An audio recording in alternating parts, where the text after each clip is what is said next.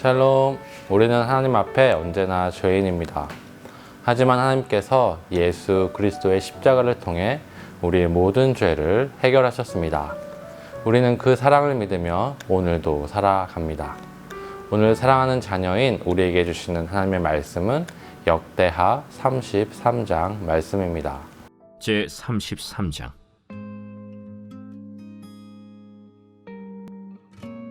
므낫세가 왕위에 오를 때 나이가 12세라. 예루살렘에서 55년 동안 다스리며 여호와 보시기에 악을 행하여 여호와께서 이스라엘 자손 앞에서 쫓아내신 이방 사람들의 가증한 일을 본받아 그의 아버지 히스기야가 헐어버린 산당을 다시 세우며 바알들을 위하여 제단을 쌓으며 아세라 목상을 만들며 하늘의 모든 1월 성신을 경배하여 섬기며 여호와께서 전에 이르시기를 내가 내 이름을 예루살렘에 영원히 두리라 하신 여호와의 전에 제단들을 쌓고 또 여호와의 전 두 마당에 하늘의 1월 성신을 위하여 제단들을 쌓고 또 흰놈의 아들 골짜기에서 그의 아들들을 불 가운데로 지나가게 하며 또 점치며 사술과 요술을 행하며 신접한 자와 박수를 신임하여 여호와 보시기에 악을 많이 행하여 여호와를 진노하게 하였으며 또 자기가 만든 아로새긴 목상을 하나님의 전에 세웠더라. 옛적에 하나님이 이 성전에 대하여 다윗과 그의 아들 솔로몬에게 이르시기를 내가 이스라엘 모든 지파 중에서 택한 이 성전과 예루살렘에 내 이름을 영원히 둘지라. 만일 이스라엘 사람이 내가 명령한 일들 곧 모세를 통하여 전한 모든 율법과 율례와 규례를 지켜 행하면 내가 그들의 발로 다시는 그의 조상들에게 정하여 준 땅에서 옮기지 않게 하리라 하셨으나 유다와 예루살렘 주민이 므낫세의 꾀임을 받고 악을 행한 것이 여호와께서 이스라엘 자손 앞에서 멸하신 모든 나라보다 더욱 심하였더라.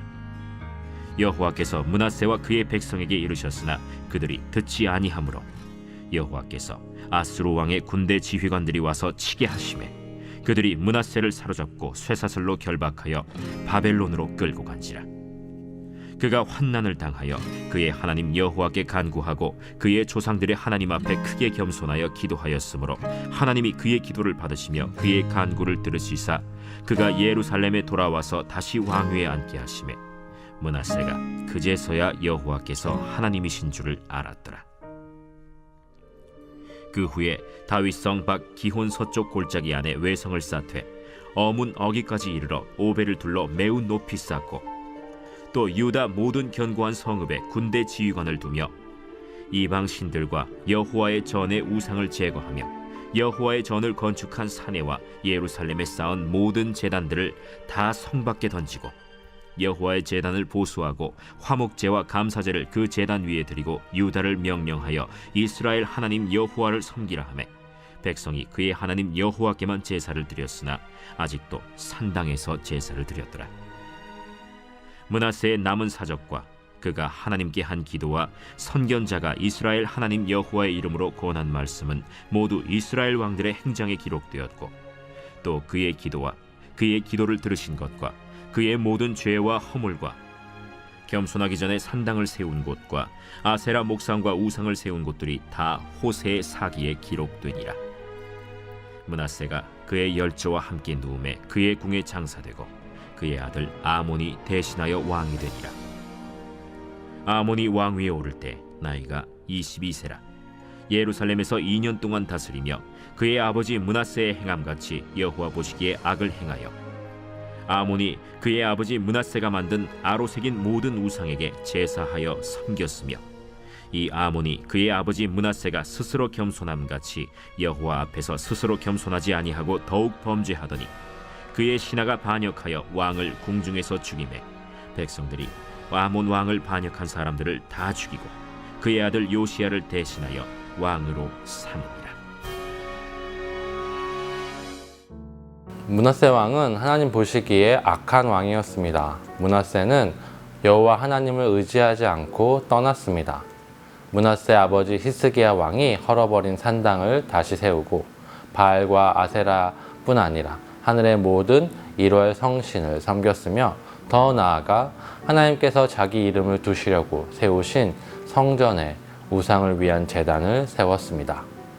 므낫세의 이러한 정책들을 통해 유다와 예루살렘 주민들은 더욱 악을 행하여 다른 이방 모든 나라보다 더 심한 악을 행하였습니다.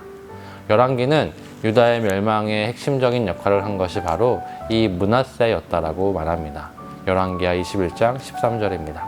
내가 사마리아를 잰 줄과 아합의 집을 달인 보던 추를 예루살렘에 베풀고 또 사람이 그릇을 씻어 엎음같이 예루살렘을 씻어버릴지라. 므낫세의 통치가 너무 악하기에 하나님께서는 아합의 집과 같이 멸하시겠다라고 선언하십니다. 그런데 하나님의 말씀과 다르게 유다는 므낫세의 통치 기간 가운데 멸망하지 않습니다. 55년간 유다를 다스린 므낫세의 악에도 불구하고 멸망하지 않은 이유에 대한 이야기를 역대기는 해주고 있습니다. 11절 말씀입니다. 여호와께서 아수르 왕의 군대 지휘관들이 와서 치게 하심에 그들이 므낫세를 사로잡고 쇠사슬로 결박하여 바벨론으로 끌고 간지라. 하나님께서 말씀하신 대로 하나님 앞에서 악을 행한 므낫세는 아수르의 군대의 공격을 받아 사로잡혀 가게 되었습니다. 이것은 우리가 열왕기에서 보지 못한 내용입니다. 그리고 아수르로 잡혀간 므낫세는 변하였습니다. 12절과 13절입니다. 그가 환난을 당하여 그의 하나님 여호와께 간구하고 그의 조상들의 하나님 앞에 크게 겸손하여 기도하였으므로 하나님이 그의 기도를 받으시며 그의 간구를 들으시사 그가 예루살렘에 돌아와서 다시 왕위에 앉게 하심에 므낫세가 그제야 여호와께서 하나님이신 줄 알았더라. 환난을 당한 므낫세는 하나님 앞에 겸손하여졌고 하나님께 구원을 간구하였습니다. 자신의 잘못으로 인한 환난을 깨닫고 자신의 악함과 우상의 헛됨을 깨닫게 된 것입니다. 이들은 역시 자신들의 교만과 불의로 환난을 당하여 다른 신을 섬겼던 이전의 조상들과는 다른 모습이죠. 므낫세는 자신이 당한 환난 속에서 자신이 살아오며 따랐던 신앙과 우상의 헛됨을 깨닫게 되었습니다. 그래서 그는 하나님께 간구합니다. 그때 하나님께서는 그의 기도를 들으시고 다시 예루살렘으로 돌아오게 하셨습니다. 이를 경험한 므낫세는 그제서야 여호와께서 진정한 하나님, 즉 신임을 깨닫게 된 것입니다. 그가 지금까지 섬기고 따랐던 모든 신이 우상이며 사람이 만들어낸 가짜 신이며 오히려 자신이 떠나고 외면했던 여호와께서 진정한 신임을 알게 된 므낫세는 변하였습니다. 15절과 16절입니다.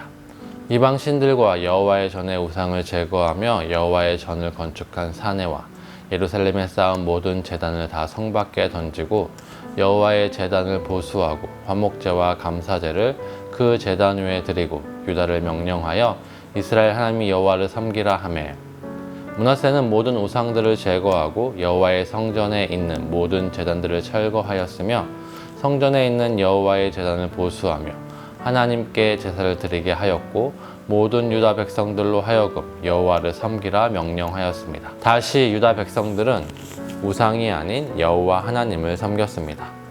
하지만 몇 년 동안 계속되었던 우상 숭배의 영향은 여전히 남아 있습니다. 17절입니다.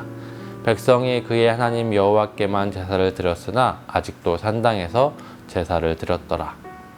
백성들은 우상을 버리고 여호와 하나님만 섬겼으나 온전하게 믿지는 못하였던 것입니다. 하지만 므낫세의 회개와 변화로 유다를 향한 하나님의 예언은 미뤄지게 되었습니다. 이런 므낫세의 모습은 다른 유다 왕들과는 조금 다릅니다. 다른 유다 왕들은 하나님의 언약 아래서 하나님의 은혜를 누리며 하나님을 섬기다가 그의 말년에 교만하여져서 하나님을 멀리하였었다면 므낫세는 하나님을 외면하여 떠났다가 환난 가운데 겸손하여져서 하나님께 돌아왔습니다. 하지만 그 모두는 우리의 악함에도 불구하고 사랑하시고 용납하시는 하나님의 은혜를 보여주고 있습니다. 특별히 므낫세의 이야기는 하나님을 떠난 자의 비참함과 그럼에도 불구하고 사랑하시고 용서하시는 하나님의 은혜를 보여줍니다. 므낫세와 같은 악한 왕이라도 악하기에 멸망하고 포로로 잡혀갔다 하더라도 하나님께서는 다윗과 하신 약속을 잊지 않으시고 은혜를 거두시지 않기에 자신의 죄를 인정하고 회개하며 하나님께 돌이킨다면 하나님께서는 회복시키시고 용서하신다는 것입니다. 하나님을 떠나 고통과 아픔 가운데 있다 하더라도 하나님께 간구하며 하나님께 나아간다면 하나님께서 치료하시고 온전케 하실 것입니다.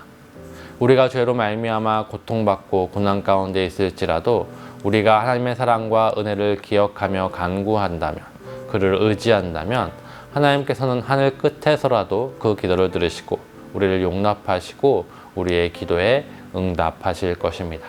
이것이 하나님의 은혜입니다. 내가 죄를 지었을 때, 또 하나님의 마음을 아프게 했을 때, 그리고 그것으로 말미암아 내 삶에 아픔과 고통이 찾아올 때 하나님께 간구하며 바라보는 것을 부끄러워하지 마십시오. 하나님께서는 그럼에도 불구하고 내가 돌아오기를, 회개하기를, 그리고 하나님께 기도하기를 기다리고 계십니다. 그리고 하나님께 돌아간 우리의 삶은 이전보다 더 온전하게 될 것입니다. 하나님의 사랑은 한이 없으시고 끝이 없으십니다. 그 사랑을 의지하며 오늘을 살아가시는 모든 성도 여러분 되기를 기도합니다.